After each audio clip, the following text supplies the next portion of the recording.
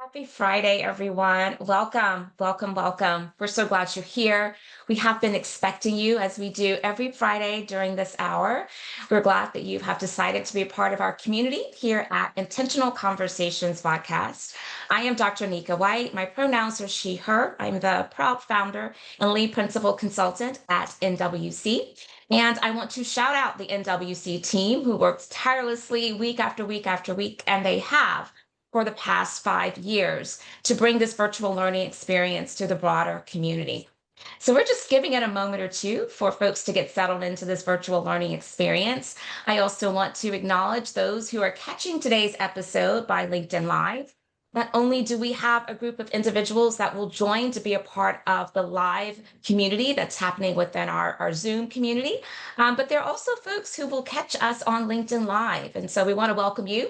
I want you to know that if you are joining by LinkedIn Live, then we want you to make sure you're using the comment section for sharing your sentiments, thoughts, expressions, questions. We're bringing all of that into our Zoom chat so that we can be connected as one big unit and one big community. We don't take it lightly when people show up to be a part of our community every single Friday. We know that you have many things to do. And because of that, we are always committed to delivering a rich experience with lots of great intel and content. And so today will be no different. I want to let you know that at NWC, we really do value disability inclusion. And as such, we do have closed caption that has been enabled for those who would have a better and enhanced experience by leveraging closed caption. I want you to go to the chat. Let us know where you are joining the conversation from today. That is always a treat for us to see the many different geographies that are represented, not only those who are joining from the States, but we often have some folks who are joining us from outside of the US, and that deeply excites us. We also want you to know that if you're here, a part of the Zoom community, we love to see smiling faces. And so cameras are always welcomed and encouraged, but certainly never required. We want you to show up in whatever capacity in which is comfortable for you. We know that sometimes people are multitasking while they're listening in, and we're just grateful nonetheless. Once again, this is Intentional Conversations podcast. We're so glad to have you here. I hope you will enjoy the show.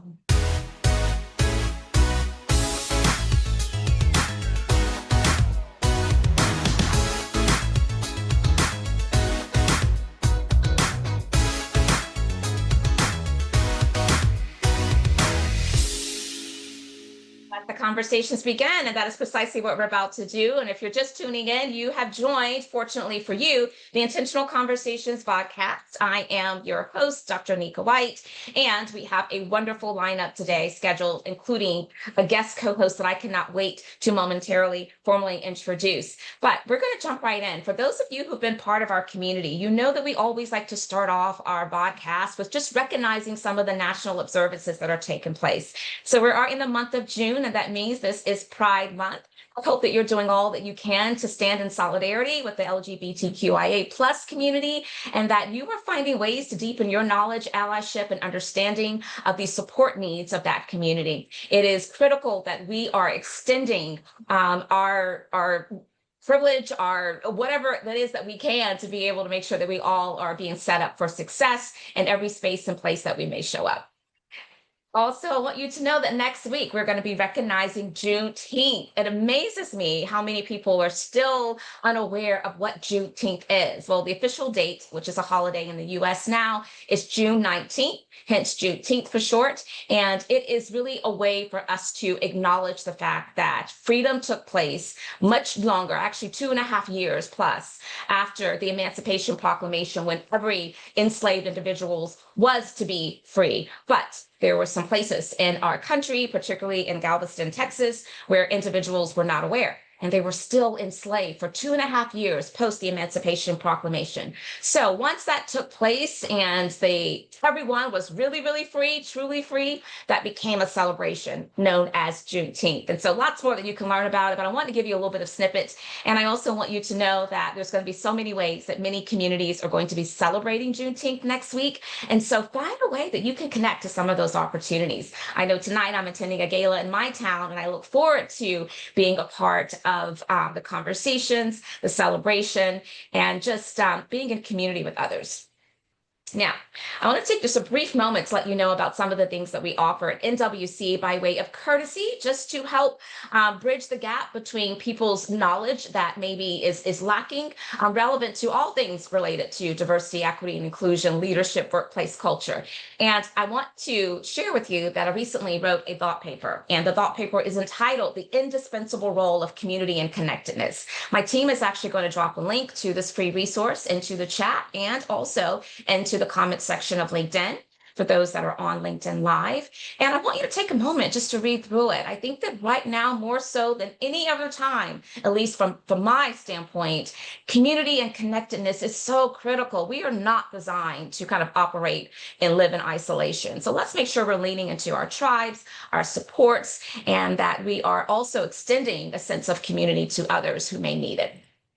In addition to that, as we're talking about communities, one of the ways in which we like to show up to learning experiences and professional development, leadership development for our clients, as well as the broadened community, is through communities of practice. We have a number of them that are ready to be executed within your organization. So I want you to make sure that you are learning more about it. We're going to drop a link into the chat and the comment section of LinkedIn so that you can learn more. But I would love to have a conversation about four of our communities of practice that are already underway that we've been facilitating. First is the emotionally regulated leader, really critical. Storytelling for inclusion, for connection, for change. Future-proof leader. We need to learn how to become more agile, especially as we continue to operate in society that is constantly throwing all these uncertainties and ambiguities at us. And then the last one is Boundless, which is a wellness program, an empowerment program, a leadership program for women, particularly women of color, who are very compromised right now as it relates to the workplace. And so as a Black woman myself, I tend to lift up women of color, Black women, as often as I can.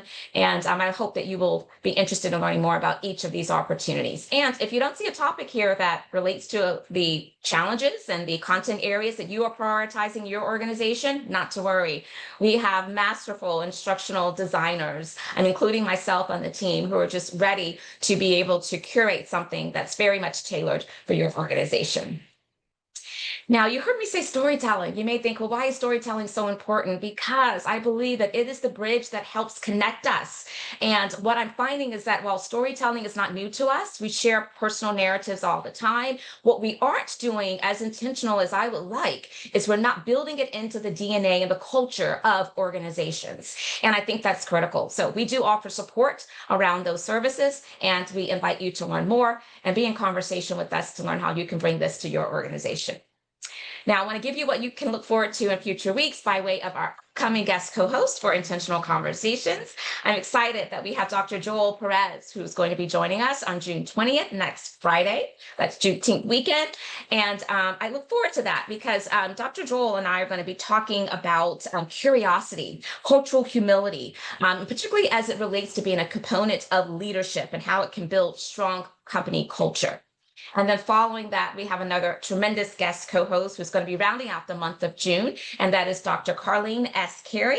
And we're going to be talking about supplier diversity, economic inclusion, inclusive procurement. All of that's important. We try to cover a wide range of topics as it relates to the broad umbrella of diversity, equity, and inclusion, leadership, and business. So I hope that you will mark your calendars and join us for those additional dates. But if you can't be here live, not to worry. We always have available on our YouTube channel the replays that you can listen to, watch. And we also extract the audio of every single one of our Intentional Conversations podcasts, and we make it available in podcast capacity for wherever you like to get your podcast content. Yeah, we've thought of it all. Okay. Now, I'm at the point in time in our show where I have the honor, and I use that word very intentionally, of introducing today's guest co-host. I always feel it's appropriate for people to know the accolades, the credentials, the experiences in which our guest co-hosts show up to the conversation with. And I do that by reading their bio. So I'm going to read our guest co-host bio, then I'm going to stop sharing my screen. I'm going to add her to the spotlight, and we're going to have a very enriching conversation. And I know this because the top of the hour before we actually went live, I was able to get a glimpse of just how impactful some of her work is and the uniqueness and the perspective of the approach. And so we are in for a treat today. So help me to welcome today Sylvia Rohde-Liebenau. Sylvia is a leadership expert, executive coach, thought leader, artist, and dancer. She has worked on leadership, power, and change since university and throughout her career in international relations on social and civic action and within organizations and their management systems. As corporate HR leader, she has been known as innovator and change maker, leading initiatives in many areas, including leadership transformation and organizational health. As a coach, she helps leaders bring out their vision and unique qualities to create true impact. Drawing on her experience as an artist and dancer, she brings a unique and powerful approach to emotional and body intelligence and their practical application for leaders. As a thought leader, she champions the use of smart power to help leaders and their organizations succeed in our highly complex and interdependent world. She is an author of the book, Who's in Charge? Lead with Real Power and Create an Impact in a Chaotic World. Wow, is that not a timely resource right now? Because things are chaotic. I'm going to stop sharing my screen and I want you to find all of those emojis, those reactions, those words of affirmation. But help me to welcome our guest co host. While I add her to the spotlight, I want her to know how grateful we are that she is here. And before I release you, Sylvia, to introduce yourself and greet this audience in your own way. We do have a tradition here. And for those who've been with us, they know that the tradition is we like to, after we've read the bio, we've heard all the things, we want to then go a little bit deeper. So I always like to ask the question, what can you tell us, about you rather, that we would not know from hearing your bio, which you've just done, or from looking at your LinkedIn profile? Welcome. Well, thank you, Nika. I'm so delighted to be at this podcast. And to starting, I want to say I love the title of your podcast, Intentional Conversations, because intentionality is so important in everything that we do, that we do not do or speak whatever, but we speak and lead with intention. So Yes, very right much, there. very much in line with my work and with my values. About me, so there is maybe one level, which is maybe what more people know about me. So I'm German-born, but have a more of an European, or I would say planet Earth identity.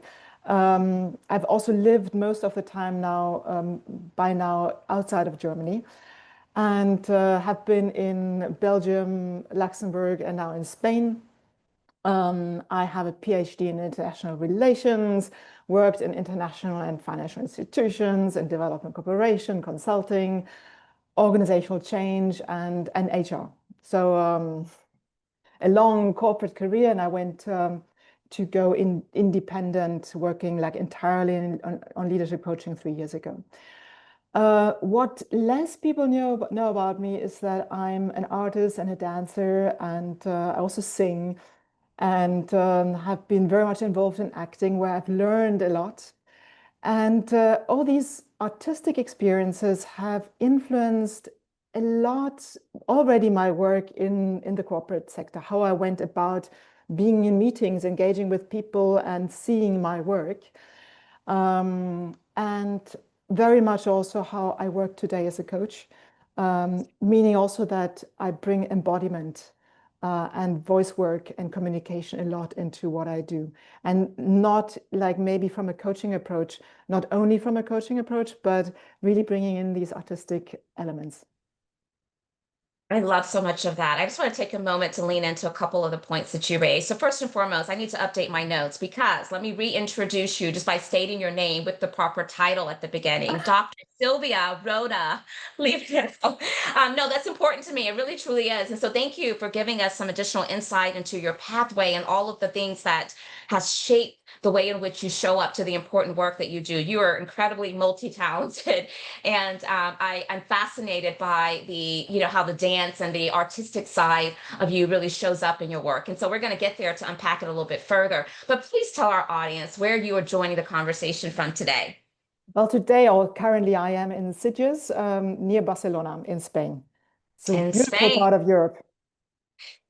Beautiful part of Europe and Spain. Okay, so thank you. So you started to give us a little bit of insight into how dance and being an artist and how that really impacts your work. But I want to start there. I want you to tell us a little bit more about how that came to be and how you saw that there was a connection point that was going to drive and inspire and influence a lot of how you do your work. Well, the artistic work, it has been always part of my life. Like I've been dancing since I was a girl. Actually, my mom sent me to ballet. I didn't like that, but I was like more the free dance. I remember when I did a dance performance for my brother when I was about 8 or so. That was more like Pina Bausch style dance theater. So that has always been a passion of mine. And same as acting, I did like acting at school, and then I was very much interested in the theater and did acting classes while at uni. And then I went on to dance, doing modern dance and dance improvisation over the years, and took acting classes later on. So that has been always part of my life.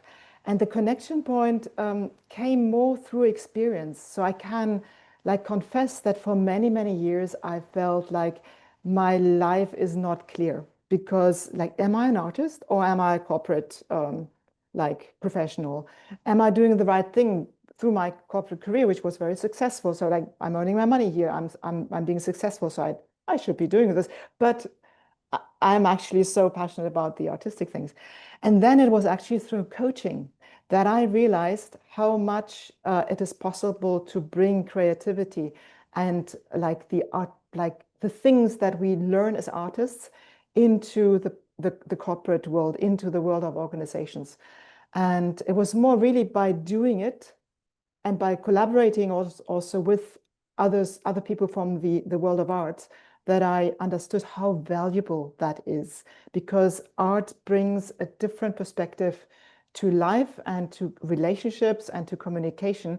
And experiencing that helps people who are not active artists enormously in learning new things that they wouldn't learn in a normal like training leadership course or communication course.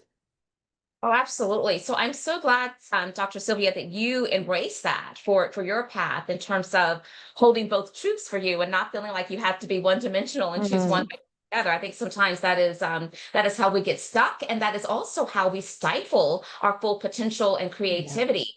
And speaking of creativity, you're so right, especially when I think about how complex some of the work that we do and the topics. We're going to get into that a little bit further. But when you think about power dynamics and embodiment, I mean that is something that sometimes we have to be very strategic and innovative in our approach for how in Mhm. which we are helping people to engage in those and the understanding of those constructs. And so creativity absolutely needs to always show up. It's a way of engaging, and our human nature is we like to be entertained. And while we're being entertained, we also can learn. And so I so appreciate that. And I was tickled when you talked about how you would have your sibling to be your audience. Aren't siblings like the best audience members when we're really trying to build up our skill sets and our confidence? I kind of chuckled to myself when I saw that. Okay, so I want to talk now about the specific work that you do. And I've shared all of this, of course, in your bio. But to bring us back full circle, you've spent your career, Dr. Sylvia, exploring leadership, power, and change across many different diverse contexts. And from international relations to corporate HR, I am curious for this audience to be able to understand a bit more about how do you define real power and specifically in today's complex world. Mm. Love the fact that you're bringing the lens of, having spent time in other areas outside of the US. Mm. That's always interesting for us.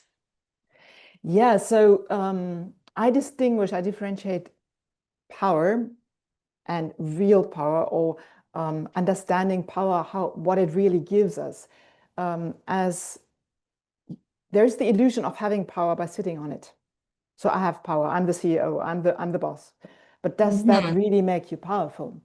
And then if you think about what power is the capability to achieve intended outcomes.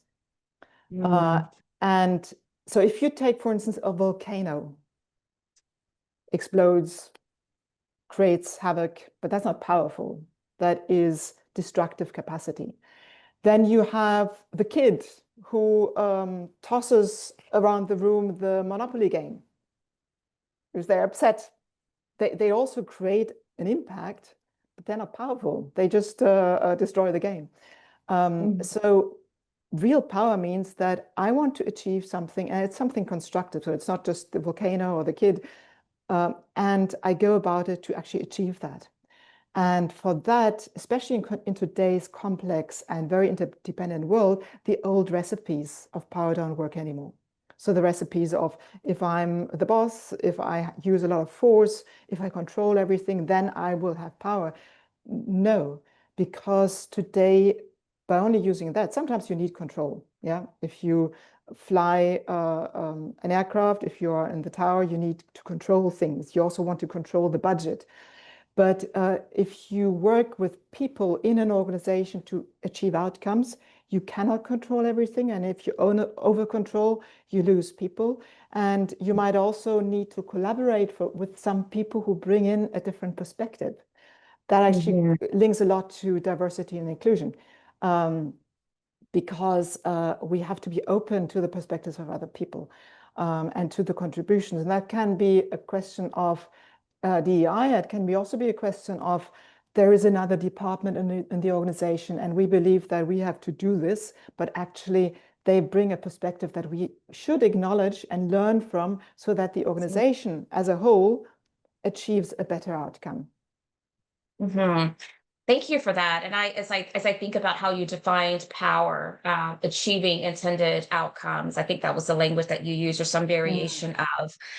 What I appreciate is bringing to the fore that power is not something that directly belongs to only one community or one identity. It is something that we have to share. We have to also tap into for ourselves, because sometimes I think that where particularly marginalized individuals show up with the lack of power is believing that we don't have power because of systemic issues, also because of maybe what we have heard about, Mm. ourselves and our identities, to where we start kind of believing it.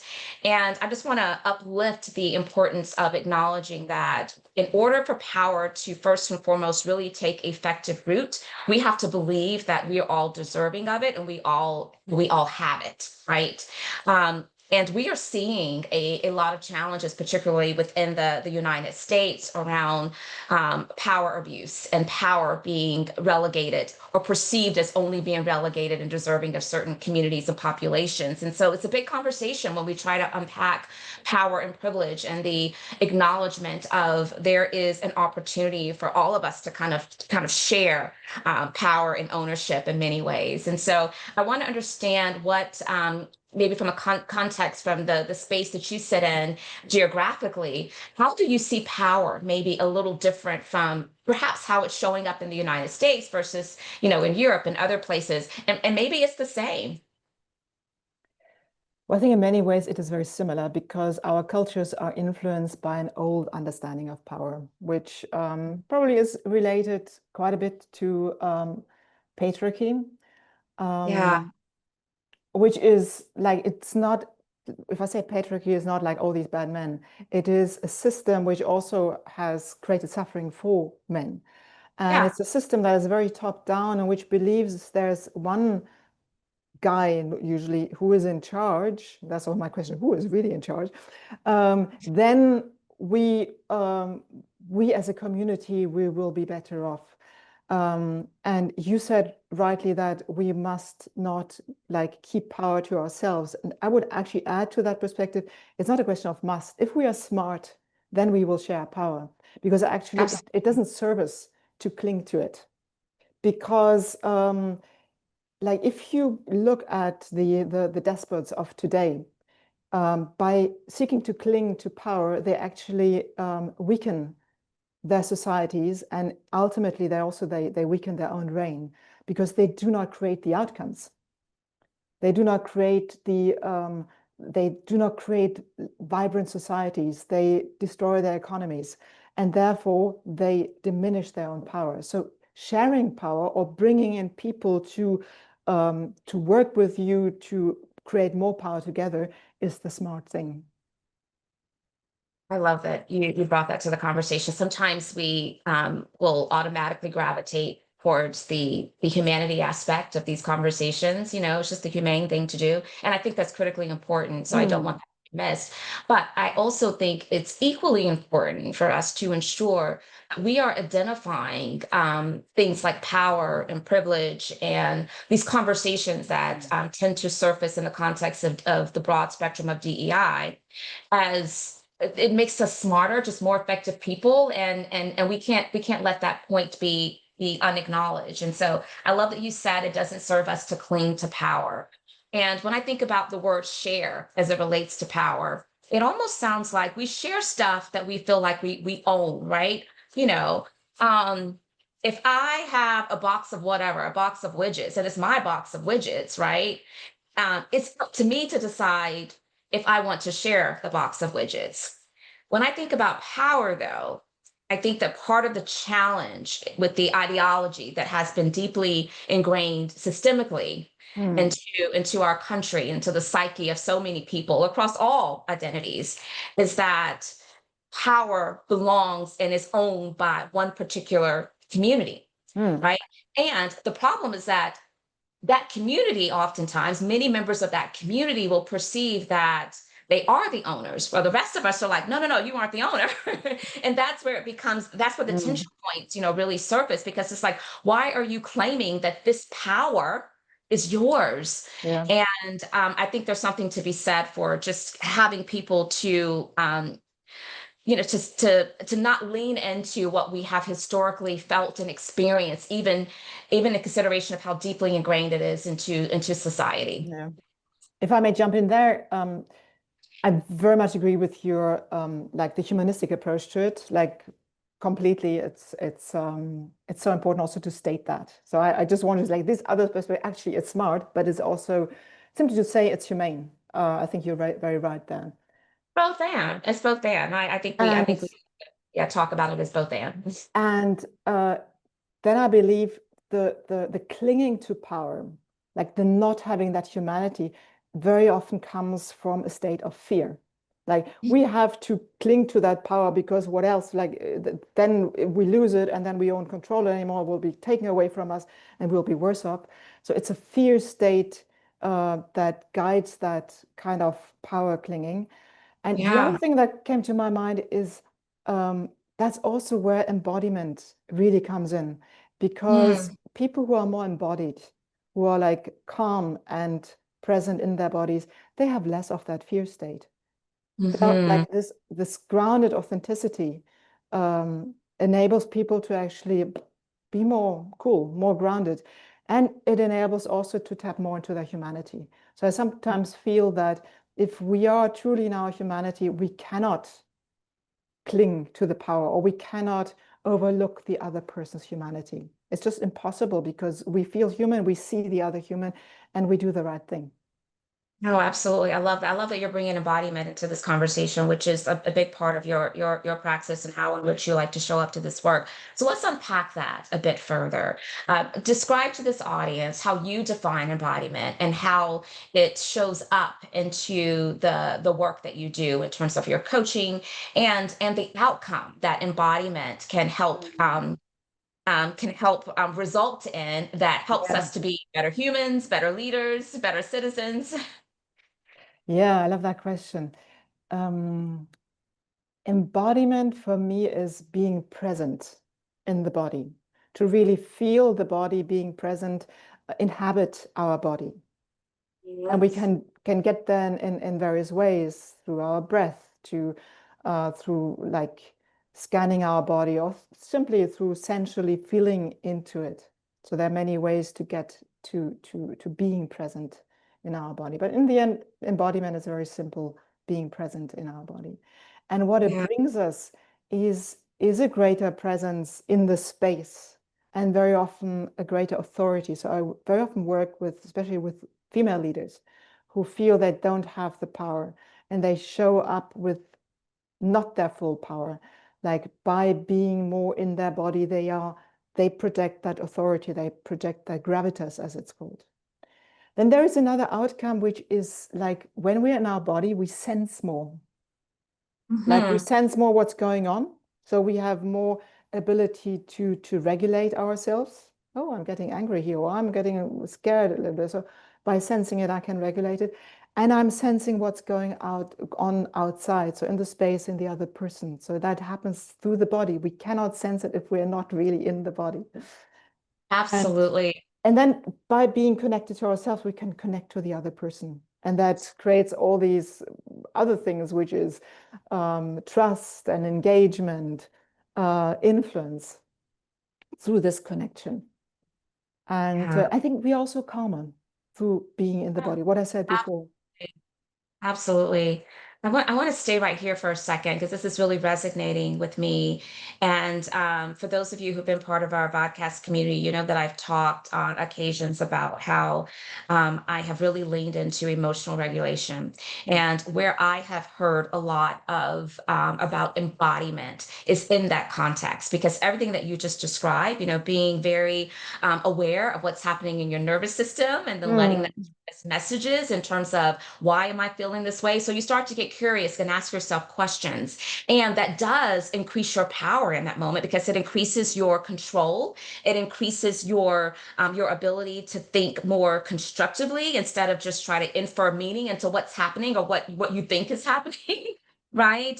So it really is a great practice to consider how do I build up my self-awareness, my self-reflection, and then take control with that data that I'm spending time to pause and just reflect mm, on. So I am very much in alignment with embodiment and emotional regulation as a way for us to create stronger, healthier well-being and relationships with others. And mm. so I am very much intrigued by how you are building this into your work very intentionally. Is there more that you want to say about that before I go to my next question? Because I do want to ask about your book. No, I probably we'll get back to that later. Um, Awesome, awesome. So let's jump in and let's talk about your book. It's called again, Who's in Charge? And it challenges traditional notions of leadership, right? Those conventional notions of leadership. And so, what inspired you to write it? We want to know about that, Dr. Sylvia. And what is the core message that you hope leaders take away from your book? And we'll mm. place it to the chat. So, those who are interested will be able to know how to get it. Oh my God. Well, the inspiration is actually it's been through most of my life. Mhm. Like already in school, I did ancient Greek in school, and we had this fantastic teacher who taught us about Plato and Aristotle, and so I studied like leadership, power, or how organizations, how the state worked, which then led me to study politics, and then in political science, I did so much work on again power, leadership, communication. Um, and also in my PhD, I actually wanted to I wanted to prove, and I think I did, how not only military power but also transactional, transnational action, like activities between civil society groups, between states, Mhm. and not only the nation states, but what it's like happening between like one civil society group in one state and the other, and then their governments, how that with the communication processes, with the importance of values, had a hugely important impact on how the end of the Cold War came about.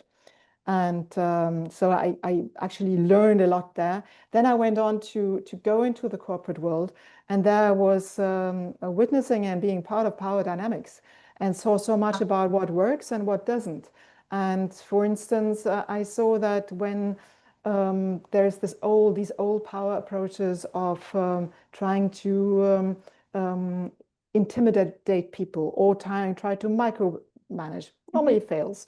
If we have the silos, like we control and we don't share information with those others, normally doesn't bring so much success. If leadership is more transactional and less transformational, let us get the KPIs, but not actually what is actually the purpose we are working for, not so successful. And then if leaders lack what I call authentic personal power, they will also not connect with people so well, and therefore not engage them, not create so much trust. So I observed so much about what worked and didn't work. And then I had the privilege to be part of various and lead various change initiatives in the European Investment Bank, which is kind of like the World Bank in and for Europe. And this amazing institution at a certain point was given the responsibility for climate change action. And that is highly complex. It's very challenging. It's much more challenging to do that than most activities that the bank had done before. And we realized that we had to change the way we work and we had to change the way we lead in order to meet those high expectations of stakeholders and bring the people along and engage investors, engage project promoters who maybe on a Sunday said, yes, climate change is a very important thing, but on Monday they were thinking about where does our money come from. So a much smarter way of leading was necessary. And all those experiences led me to say, well, we have to work at creating a more contemporary approach to leadership and therefore to power. Yeah, absolutely. Thank you. Thank you for giving us some deeper insight into what inspired the book. And I appreciate you naming some of the implications when the power dynamics are not addressed, and they show up in almost all organizations. So just the mindfulness of it is really critical. One of the things that comes to mind for me is how psychological safety can be compromised when the power dynamics are not acknowledged and managed and navigating in a very thoughtful manner. It certainly can create a situation where people are not willing to speak up and they are afraid to have a different of opinion. So they start to just kind of conform to the mainstream way of thinking and to, how the leader is kind of showing up and thinking. And that certainly can stifle creativity, innovation, all the things, right, that are important for strong workplace outputs. And when you talked about the transactional versus transformational, I think that is so important because I know that change management is part of the work that you do. I think it's so important to make sure that we are amplifying that the transformational aspect certainly has to include intentionality around change management, and that's really critical. Okay. So we're at the time where I want to make sure that the audience knows that you will have an opportunity to present your questions. And so whatever curiosities are bubbling up for you or what's ever percolating into your head, we want to invite you to be able to share those questions and comments. If you're part of our Zoom community, you can do so by using the raise hand feature that lets me know that I can invite you to unmute yourself. And if your camera's on, I will also add you to the spotlight. If you're joining us by LinkedIn Live, not to worry, you can go to the comment section, drop your question there. My team is watching it. We're bringing it all over to this Zoom chat so that we can make sure that we are hearing from you as well. I'll give you a moment maybe to percolate on what's coming up for you and decide if you would like to contribute while I go to the next question. And by the way, if something is resonating with you, let's make sure we're using the comment section in the chat to create that sense of community. Share your thoughts, your emojis, your reactions. Maybe some resources are coming to mind that you think would benefit this entire group. We want you to make sure to know that you can share that. So, again, you bring your experience as an artist and a dancer into your leadership coaching. So I want to talk about how does movement and body, I mentioned body intelligence when I was reading your bio, but how does movement and body awareness influence how leaders show up and make decisions? What does it have to do with this? Well, it's a bit what we said before. By being more in the body, like movement brings us into the body, like being aware of the body and then moving the body intentionally brings us into the body, and that changes not everything, but a lot, because it transforms the leader from a talking head into an embodied leader who actually brings people along. And it also really, really, really helps us to come with greater calm and clarity. Because I've experienced this so much when I'm getting into a chaos zone, lots going on. I think learned that before I started to be a coach, and I was simply a corporate leader, like project, things are going really rough. Client is upset and calling a meeting, etc. My instinctive response have always been like to calm down, like into my body, go centered. And that has always helped me to then in these chaos zones respond with calm and a little bit of distance. Okay, what's going on? Okay, what should we do? And to respond also not on the same level of agitation, but like take it one notch down to bring the other person also down again. And so I think it's really like being in the body helps to do that. Yeah. And it actually is drawing parallels to, what we hear about exercise, just, yoga, whatever it is. When we begin to stretch and move our bodies, it does certainly have the ability to impact our nervous system and to calm us and to, put us in a state where we're feeling a bit more grounded and centered. And so I think when you were speaking earlier about body intelligence and embodiment, I was thinking more of the mental state of understanding what's happening in our body from like a neuroscience perspective, what the nervous system is doing. And I think that's a piece of it. But what I'm hearing you also say, Dr. Sylvia, is that it's also very much about to activate that. We need to physically kind of move our body. Am I understanding this correctly? Well, when we physically move our body, we are more in our body. And so Memorial.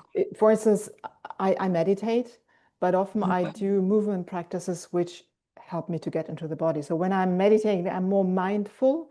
And when I do movement practices, I'm more bodyful.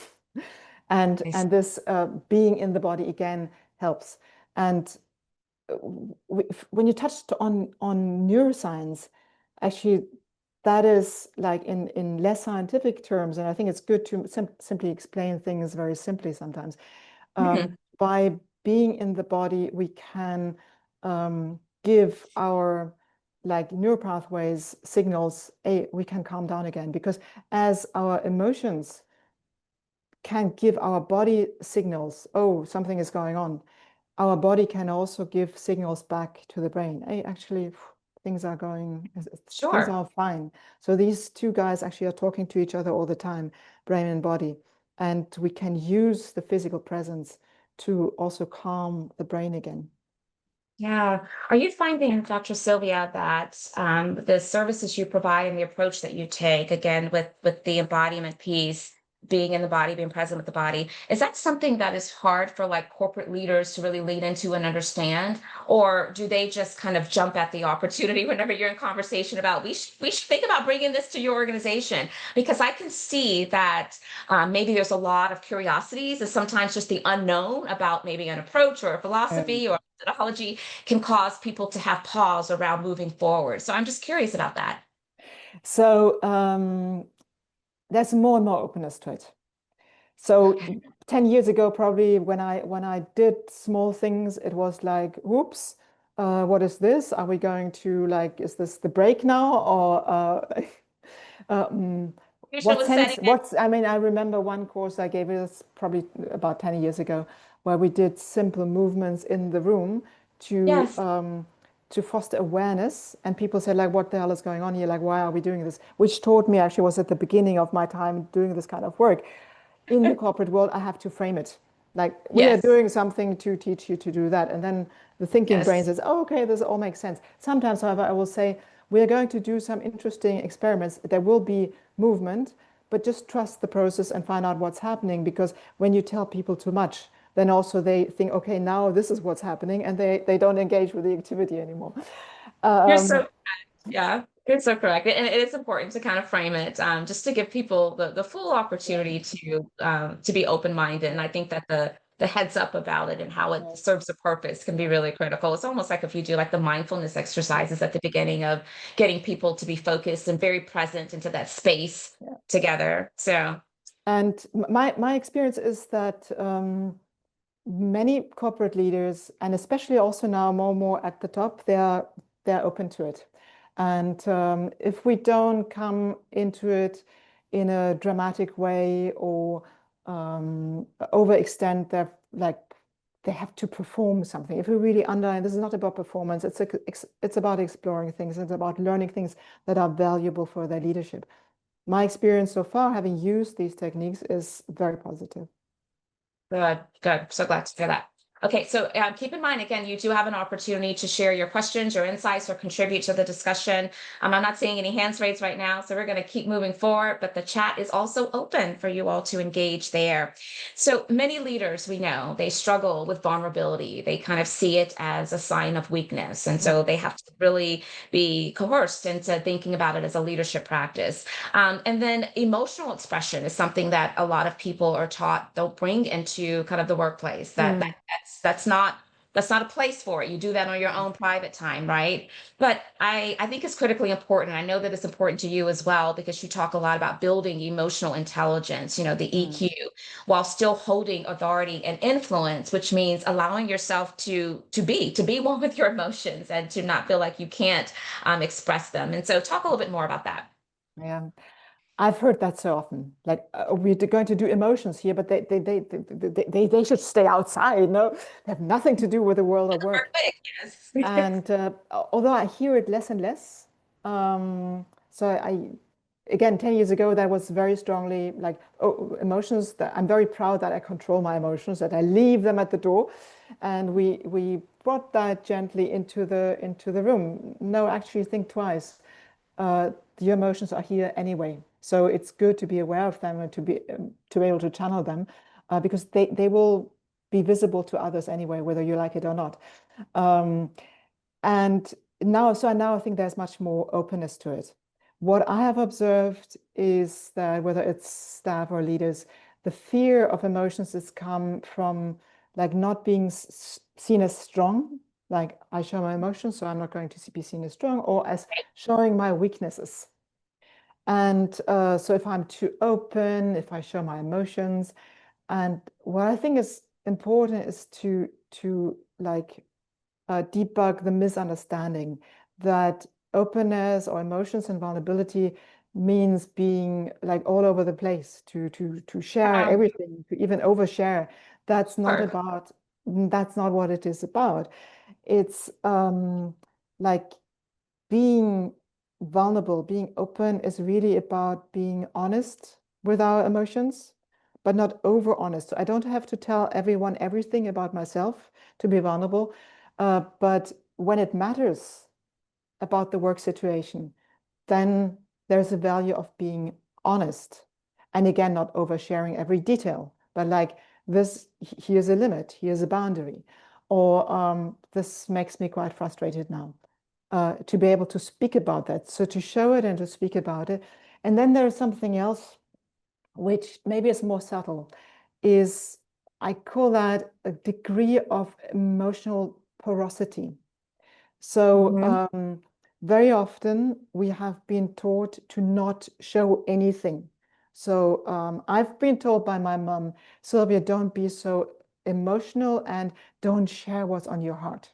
So I Mhm. therefore have learned to press down on my feelings, and that made me someone who appeared as quite distant and closed, although that's not what I wanted to show, but it actually Sure. undermined my leadership power because I appeared distant, because I had learned to like press down on my feelings.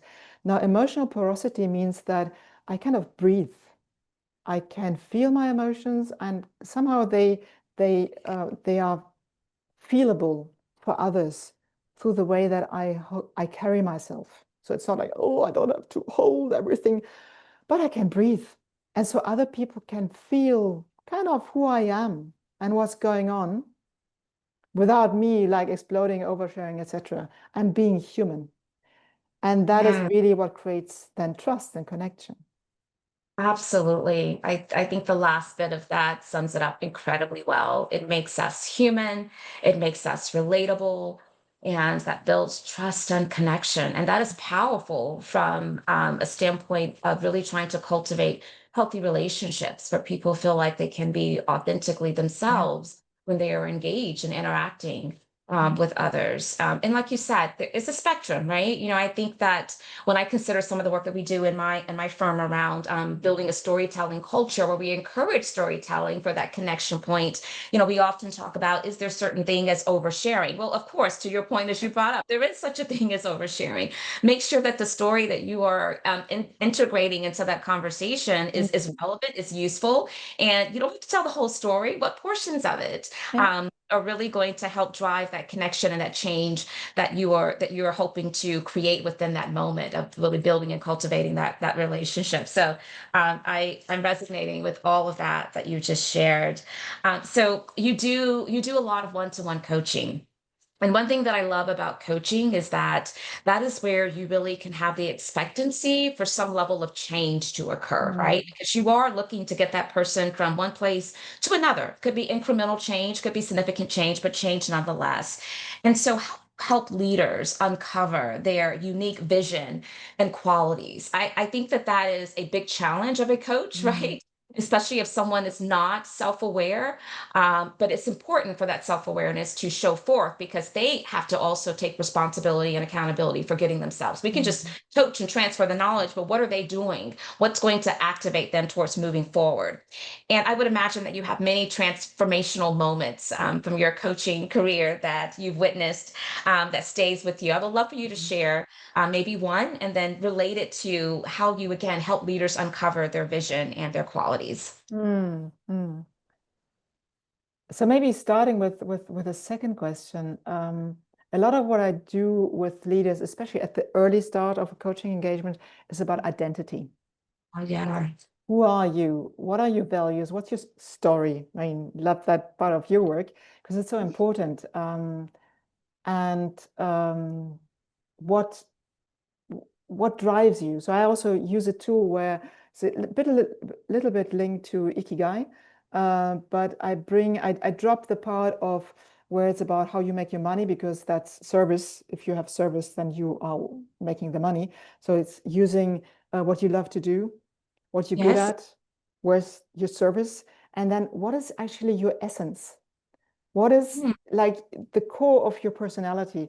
Because what you love and what you're good at is not necessarily what really drives you. And when you tap into what really drives you, because what I love to do could be just a habit, I learned that and I love it, etc. But going deeper, who are you at your essence? And using that, I've really seen huge transformations in some of my clients. Thinking especially about one client, like a highly talented young leader who was sent to me because she lacked um, gravitas and was seen as insufficiently secure. And she did at the beginning, although she was a very tall lady, she lacked that like, I'm a big leader. And it was really through this identity work that she realized, oh, I've been this person all my life. What she already had done in her childhood, the values that carry her, who she is at her core. And from that base, we then worked on to like, okay, I'm this person and I'm observing what's happening in the corporate like landscape. And so I'm not yeah. the tiny young person. I'm a leader and I'm a peer to these other leaders. So it was that helped her really to move up and to show up also in a different way. And then maybe others who are like more experienced, highly driven leaders, where he had been to bring them home to themselves. Like Mm, someone can be highly efficient, effective on the outside, but running away from themselves or not entirely happy with who they are and coming to peace with who they are and even better, stopping to run away from themselves is what then really brings up their leadership power. yeah, I love that example that you gave. And it is true. I work with a number of people just from a group coaching or one-to-one coaching perspective that they need some assistance and some help to embody the identity that they want, right? Yeah. That they want to be known for. And so, and that is a transformation. And that's what I love Yes. again about, the coaching aspect. I think that it certainly provides that level of support to get people there. And again, hence just the importance of embodiment, right? We have to be able to believe it for ourselves before we then can show forth and live in it. And that's where it starts. So we're getting close to the end of time, but I'm going to squeeze in maybe one or two other questions. But I do certainly want to make sure I leave you with an opportunity to close this out in a way that gives you a chance to think about socializing something that you feel a lot of energy around that hasn't been addressed today. So I'm going to make that the second question, but I'm going to go to this next question. I want to bring this full circle in the context of intentional conversations as it relates to diversity, equity, and inclusion, right, and leadership. So we've talked a lot about that kind of in multiple ways. Hmm. Love for you to just really talk about how your approaches to power and embodiment intersect with DEI principles. Hmm. So first of all, the collaborative approach to power, which kind of expands our power, has a lot to do Absolutely. with EEI, Absolutely. because it's about inclusion, being a stronger, more powerful leader because I include others. There's also a part about the embodiment, because in my experience, we talked about it before, when we are in our body, then we are calmer, we have more authority, we have more calm. And sometimes I've been mediating in organizations. There is a difficult conversation or conflict between two people. I've sometimes seen that they are kind of out of body, and they kind of pull up walls between each other. Mhm. And by bringing them back to a calmer state, a more embodied state, they can connect with each other. Then they're less fearful. And I think a lot of the um, fear of DEI, like the back rolling also now of DEI, comes again from a state of fear. Yeah. We want to keep our power because we are afraid that if we give it away, we will lose it all, or we will be weaker, etc. Rather than saying, "Oh, we are powerful, we are strong. We don't need to push back others to have more." Um, so that's very important. Like to have more embodied leader, being more self-assured and therefore much more willing to include others, and the otherhood. And then also it is for people who are in minority groups. You said that before, Nika, about like owning the power, saying like, I also have the power.